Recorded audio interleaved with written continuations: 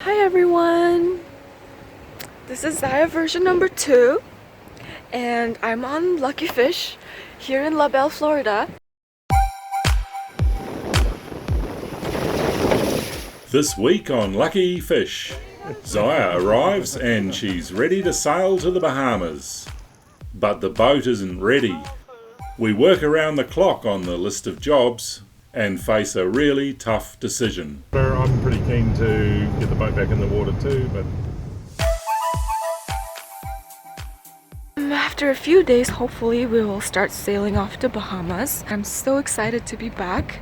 Those of you who are not aware of who I am, my name is Zaya, and it's kind of confusing because Stuart and Zaya is called also Zaya, but I'm called Zaya version number 2.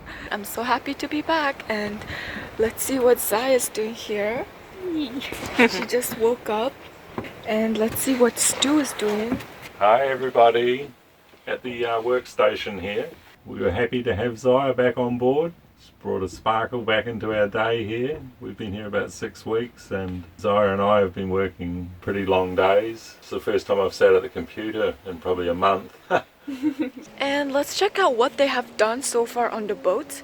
So as you can see up there, we have a wind generator. It's spinning up there, and it's pretty amazing because now we can make energy and electricity through our wind generator, which is awesome because our boat is almost autonomous, you know. We have energy from the hydropower, the wind power, and the solar power. As you can see, there's a lot, there's a lot going on down here. It's all covered up, but there's so many workshops and carpenting going down there. Okay, let's get to the carpenting. In order to install the wind generator, we had lowered the mast, which meant removing the hardtop Bimini. It was the ideal opportunity to build a sliding hatch. Having the hatch was going to make tying the reef points a lot easier, as well as make the sail visible from inside the pod. I took a look at the Warren method for building a sliding hatch on Brandon's Tangaroa Element. It uses a sail track and slide arrangement. I didn't have any sail track, so I used another simple system, an L-shaped slide. Yeah, can you show us how it works? Nice. We made the first of 2 trips to Alva Hardwoods, wooden boat builders heaven. What are you looking for? Boat building timbers, nice bit of hardwood for a hatch surround. And this mahogany here, Moranti, is probably going to be the go. He's got some nice light Sapelli Moranti here, which is 3/4, quite light. Probably not. Feels strong a bit too enough? soft. Yeah, it feels a little bit too soft for hatches. It's lovely and light though.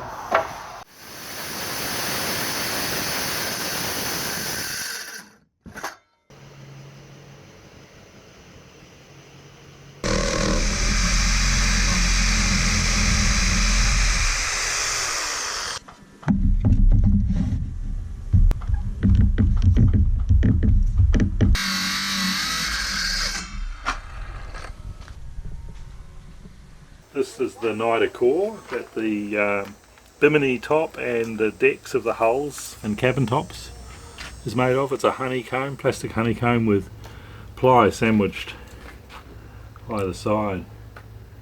And Dan's been able to, the builder was able to get a curve in it. You see. Yeah, and laminate it. There's a bit of a void in the epoxy there, but Oh, he put you some can see the more. curve. Yeah, thickened it in the middle in order to be able to get the cabin tops to bend, and in this case the Bimini top to act as a drain, because this is a rain catcher as well. Mm-hmm.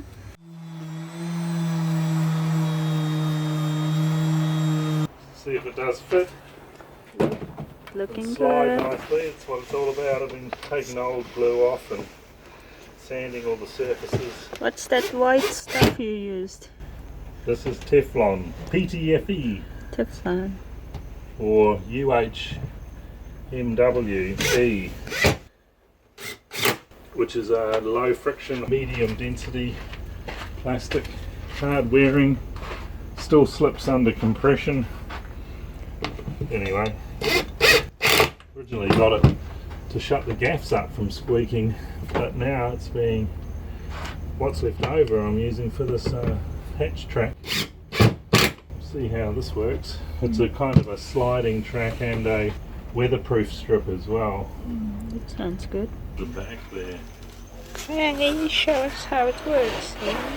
Nice. Like Well, that's how it's supposed to work, but it's just binding a little there. yeah, it's a little bit tight over here. Mm-hmm. So It's a little bit of opening up and it should be good. Let's mix the resin now for the hatch frame. So we're just mixing some resin now, mixing the resin thoroughly. With the slow hardener you can let it react for a minute or two and allow all the bubbles to come out of the resin.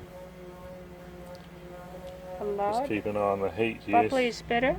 Well, the bubbles are a problem if you're sealing the plywood for the first coat and the second coat. It's a good idea to let the resin stand just for a minute or two and let the bubbles rise.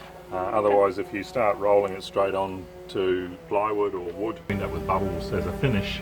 It's not good. Okay. So you can see that those bubbles are almost all out now. They've all risen out to the surface. The other trick with West or any epoxy, because it's an exothermic reaction, is to not allow it to sit in the cup mixing bowl for too long as one lump, because the heat builds up really quickly and sets it off. So the quicker you can spread it onto an open surface, the better, and certainly the longer the pot life you'll get out of it. Alright, let's do it.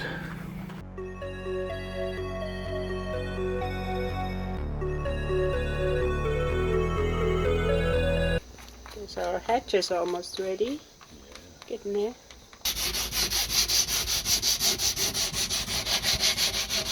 After sanding, filling, fairing, more sanding and barrier coating with epoxy, it was time to apply 2 finishing coats.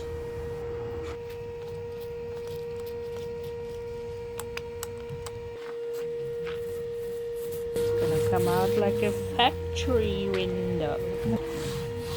Right? Factory hatch. Hatch, yeah. What's happening here? You can mount the posts for the Bimini top. And raising it up. Down, bolt them down, and then we can lift the Bimini top into place. Yay, finally Bimini top back. I'm happy. Bimini top is down there. I vaulted, I did a perfect job. With the hatch finished, Zaya gave the entire Bimini 2 coats top and bottom and then installed some LED lighting. Oh my god, so beautiful.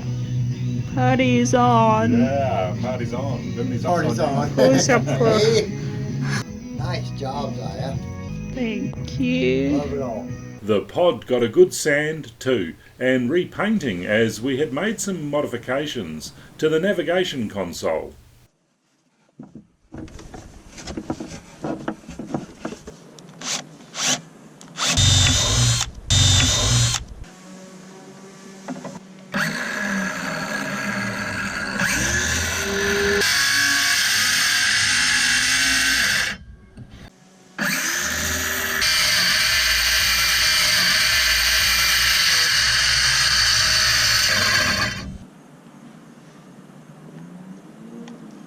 We set the B&G monitor into a waterproof housing and moved it down a bit to make it easier to see over.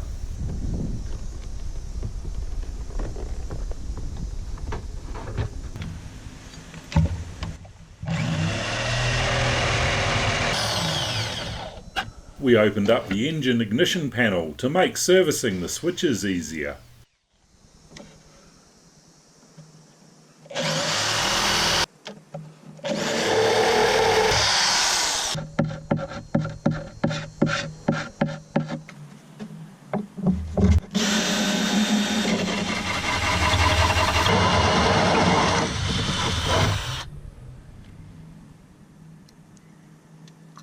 moved the VHF up from the cabin into the pod, What are you doing, Zaya?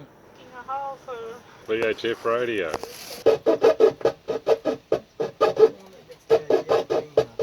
installed USB chargers, and tidied up the wiring.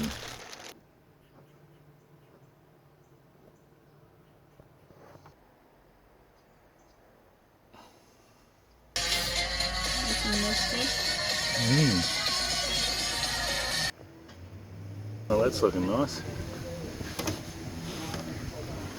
This is my navigation box.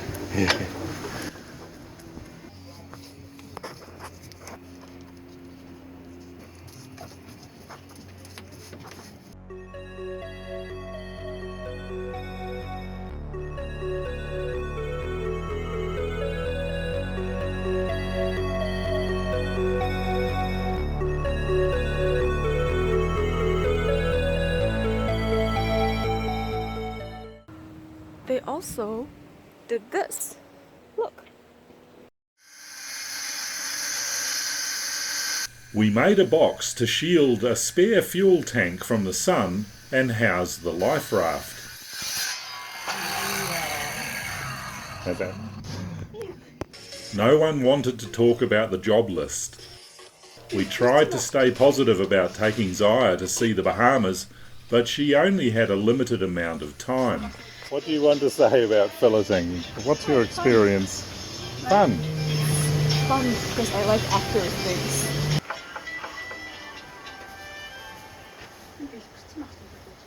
Successful mission to the shops, yeah? Good old West Marine. What have we got here?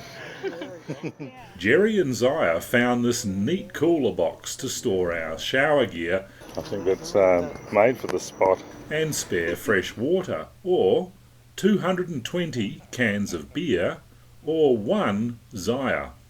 This is Stuart and Zaya working on epoxy coating.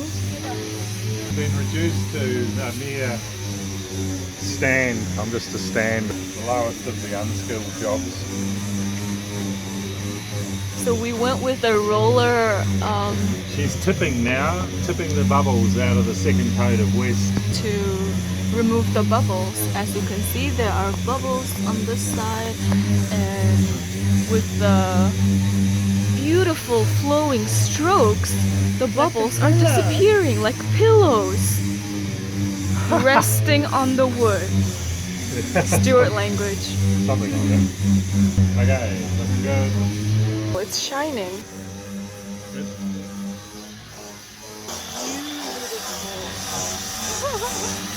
I'm just heading into Alva Timbers. They're about 8 miles out of La Belle, and they've got a great selection of all sorts of marine timbers and some very exotic and rare timbers as well, and the prices to go with them. But I'm just going in today to get just a bit of Douglas fir, or Oregon as we know it, in the south, the deep south, for the aft deck planking, which we're finally going to fill in that swim ladder area with removable deck pieces. So I spent some time this morning going through the remaining jobs. We reckon we can see the light at the end of the tunnel with the jobs. Zaya's pretty keen to get the boat back in the water. I'm pretty keen to get the boat back in the water too, but also complete a long, well, a never-ending list of jobs really. So we've got to draw the line somewhere. So Meryl's got some black walnut from Missouri here, and just take a look at the prices on that stuff. And this timber, black walnut, would be ideally suited to growing in Mongolia. It's a fine furniture timber, tabletops, beautiful grain. One of the prime hardwoods. Here's more over here. Look at that, yes.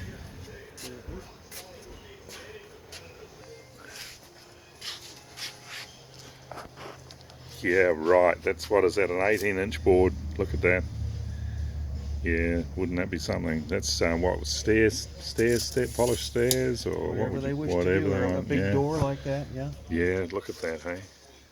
That was that guy's first project, that 3-inch mahogany door Yeah. with that rope carving.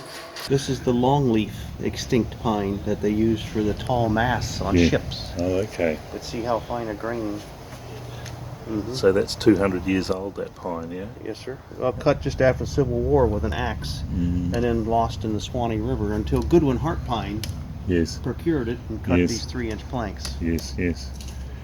So, Well, yeah, I noticed some of the ages on your timber. You don't just sell timber, you sell it with the age of it as well. Like the Yeah. Doug fir was 1960s that we just chose there. yes, so. sir. Yes, sir. Well, I do a lot of lumberyard buyouts. Like this I bought out Heritage in Miami, and that's the old-timey Pecky cypress, you know. Mm-hmm. Excuse me, one moment, please. No problem. Well, I got my piece of Douglas fir, and it'll also do for the new base for the 4-mast winch. But it was great to catch up with Merrill again. He's a lovely old guy, full of great stories. He runs a really nice business there, just specialising in mostly quality hardwoods. But fortunately he carries a bit of Doug fir as well. Zaya and Stu. What's happening here? I don't know. We've got so many jobs on the go at the moment, I've lost track. What are At the you moment, working I'm just on? trying to get some light so we can see, so we can work at night. Okay. What is this going to be used for? This is for our deck. Your deck? flooring. Deck flooring. I'm gonna make a plugs for this using the same wood, Douglas fir. This is the tool I'm gonna use. Start it.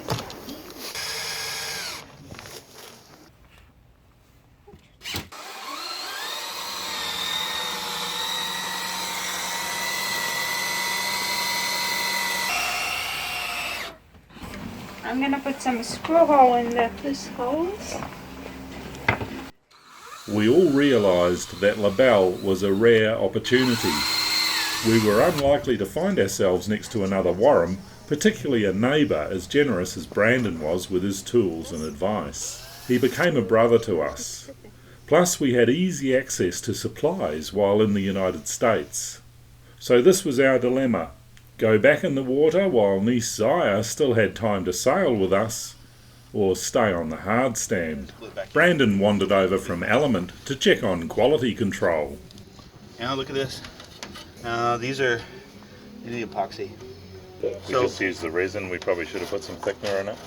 Well, and they should have been pre-coated. It looks like it drank. Drank it, It soaked it all up. There you go. Now the faster way, slightly more dangerous way, is the multi-tool. He says no. Not gonna happen. No, multi-tool is fast. It's clean, flush. What, we just sand from the top down? Just No, it's got a flush cut. Oh yeah. It's got a little blade just like this. Yeah. Super fast, although you stand a chance of digging into the wood around it. Well, you know me, mate. I'm old school. I like hand tools. Yeah, this will do the job. I don't know if the chisel might be faster. I don't know. Might be cleaner too. I don't know. What are you doing? Here's my resin, Yes. and I just dip in a little bit, and then I paint the inner wood. Yes. Sealing the end grain. That's good. This is a table base to And take then a little pedestal, which is going to allow us to unfold our table in the pod, so it'll double the size of the table. It's just something that's never really been finished.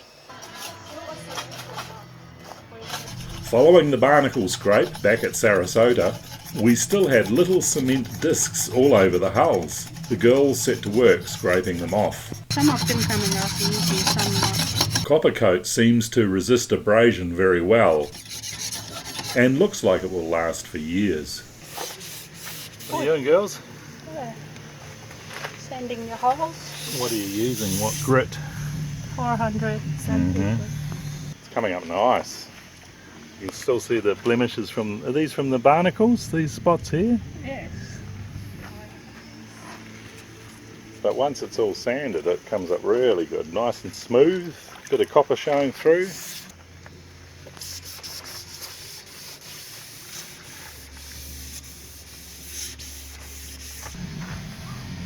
Is that enough? Oh, yeah, plenty, yeah.